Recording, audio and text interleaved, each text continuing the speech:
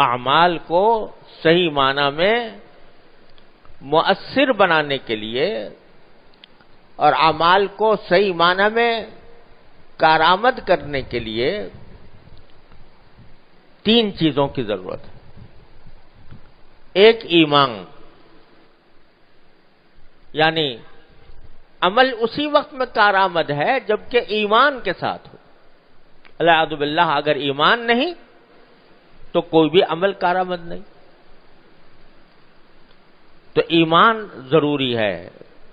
اگر ایمان الیاذ باللہ نہیں ہے، کوئی آدمی 5 وقت کی نماز پڑھے اور رمضان کے روزے رکھے اور اعتکاف میں بیٹھے اور سب کچھ کرے، ایمان نہیں ہے تو کچھ بھی نہیں. فَجَعَلْنَاهُ هَبَاءً مَنْثُورًا وَقَدِمْنَا إِلَىٰ مَا عَمِلُوا مِنْ عَمَلٍ فَجَعَلْنَاهُ هَبَاءً مَنْثُورًا. جو ایمان نہیں رکھتے ان کے عمل کی طرف ہم آئیں گے تو اس کو ہوا میں اڑتا ہوا غبار بنا دیں گے.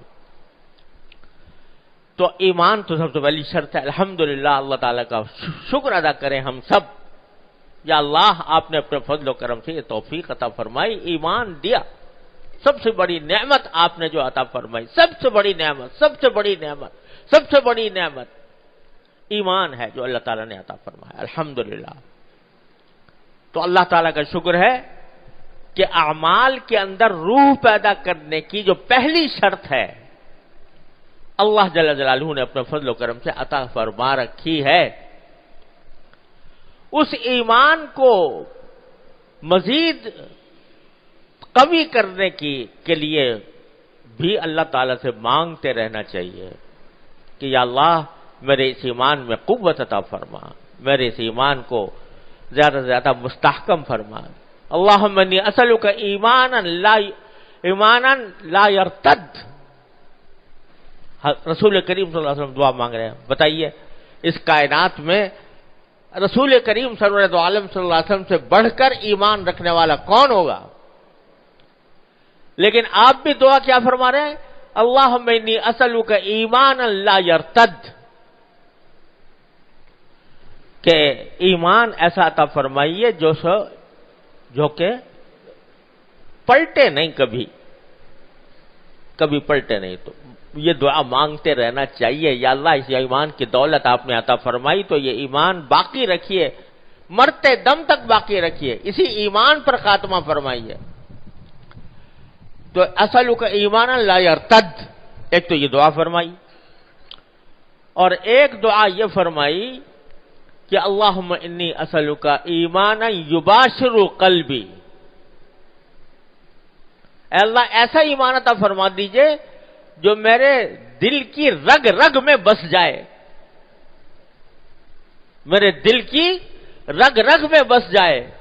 ایمانا یباشر قلبی، ایسا ایمان عطا فرمائیے. یعنی ڈگمگانے والا نہیں، شیطان کے ہاتھوں ڈگمگانے والا نہیں، ہلنے والا نہیں، بلکہ ایسا ایمان جو رگ رگ میں بسا ہوا ہو اور اس کے نتیجے میں ایمان کے خلاف کی کوئی بات دل میں کبھی آئے ہی نہیں، وسوسے بھی نہ آئے. حالانکہ وسوسہ آ جائے کوئی تو الحمدللہ ایمان کوئی خطرے میں نہیں پڑتا. وسوسے سے اللہ تعالیٰ، وسوسے پر اللہ تعالیٰ مواخذہ نہیں فرماتے. لیکن جب ایمان رگ رگ میں بس جاتا ہے تو پھر دوسرا وسوسہ بھی نہیں آتا.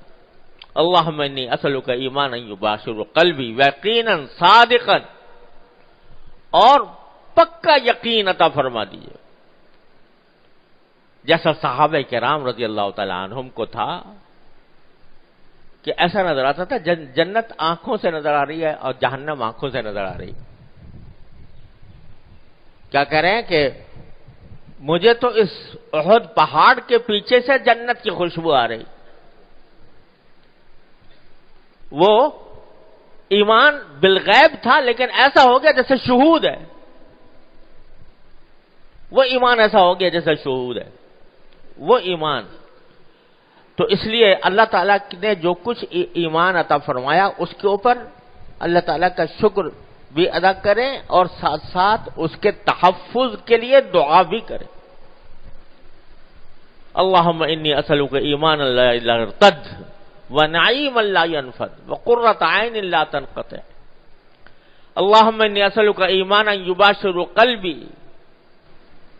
یہ اللہ تبارک و تعالیٰ سے اس ایمان کی حفاظت مانگتے رہیں اللہ تبارک و تعالیٰ سے، کیونکہ اللہ بچائے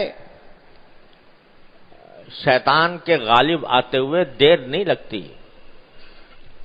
شیطان اگر غالب آ جائے اور شیطان کے آگے آدمی کڑا ہو کر نہ بیٹھے، کمر کس کر نہ بیٹھے، تو بعض اوقات شیطان جو ہے وہ اپنی راہ مار جاتا ہے.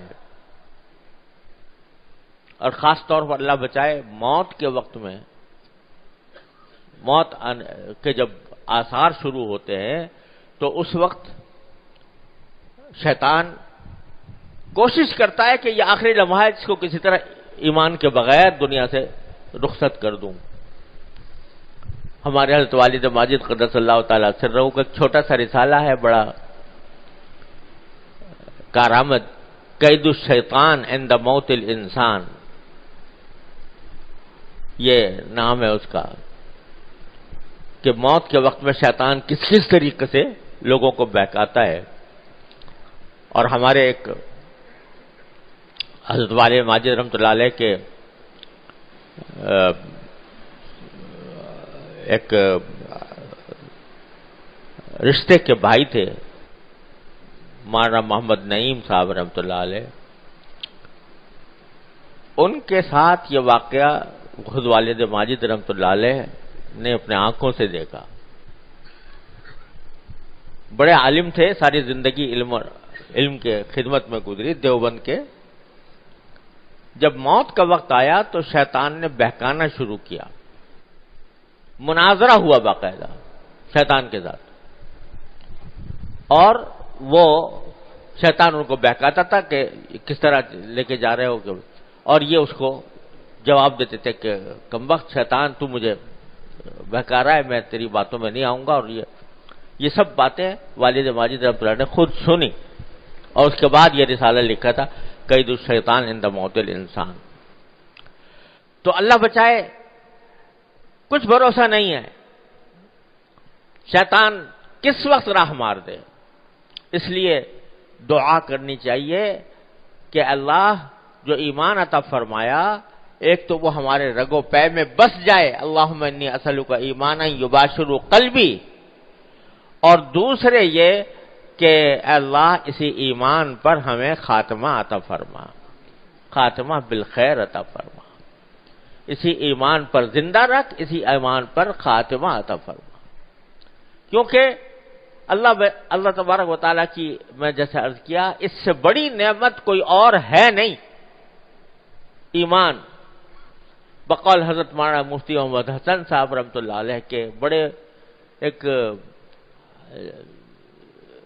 جذب جیسے عالم میں فرمایا کرتے تھے کہ ایمان بڑی دولت ہے، ایمان بڑی دولت ہے، ایمان بڑی دولت ہے، اس کو بچا بچا کر قبر تک لے جاؤ، اس کو بچا بچا کر قبر تک لے جاؤ، آگے جیت ہی جیت ہے، آگے جیت ہی جیت ہے. اس ایمان کو بچا بچا کر لے جاؤ. ایمان کو بچانے کا راستہ ایک تو عمل صالح ہے، اس کا اہتمام ہے، اور دوسرا ایمان کے لیے اللہ تعالیٰ سے مانگتے رہنا ہے. یا اللہ، یہ نہ سمجھو کہ مسلمان ہو گئے لہذا اب ہمیں ایمان مانگنے کی ضرورت نہیں ہے. ارے ہر قدم پر ضرورت ہے، اس ایمان کے تحفظ کی ضرورت ہے، اس کو قوی بنانے کی ضرورت ہے، اس کو اپنے دل و رگ و پے میں بسانے کی ضرورت ہے، اس کو اپنے دل کا مرکز بنانے کی ضرورت ہے. تو اس لیے اللہ تعالیٰ سے مانگتے رہے، یا اللہ آپ نے ایمان عطا فرمایا، اس ایمان کو قوی بھی فرمائیے، اس کی حفاظت بھی فرمائیے، اس کو میرے رگ و پے میں سرایت بھی کرا دیجئے. یہ دعا مانگتے رہنے کی ضرورت ہے. اور بچا بچا کر لے جاؤ. بچا کر کیسے؟ کہ حتی الامکان کوشش کرو کہ عمل صالح میں زندگی بسر ہو، اللہ تعالیٰ کے ساتھ رجوع میں زندگی بسر ہو، اللہ تعالیٰ کے ساتھ قرب پیدا ہو، اللہ تعالیٰ کے ساتھ تعلق پیدا ہو. جتنا قرب بڑھے گا، جتنا تعلق بڑھے گا، اتنا ہی ایمان مضبوط ہوگا اور محفوظ ہوگا. جو بندہ ہر وقت اللہ تبارک و تعالیٰ کی بارگاہ میں حاضر رہتا ہے، یا عبادت سے یا دعا سے یا تلاوت سے یا ذکر سے، اور اخلاص کے ساتھ حاضر رہتا ہے، تو اس کا ایمان الحمدللہ مضبوط ہوتا ہے، مستحکم ہوتا ہے، اور پھر شیطان اس کو بگاڑ نہیں سکتا.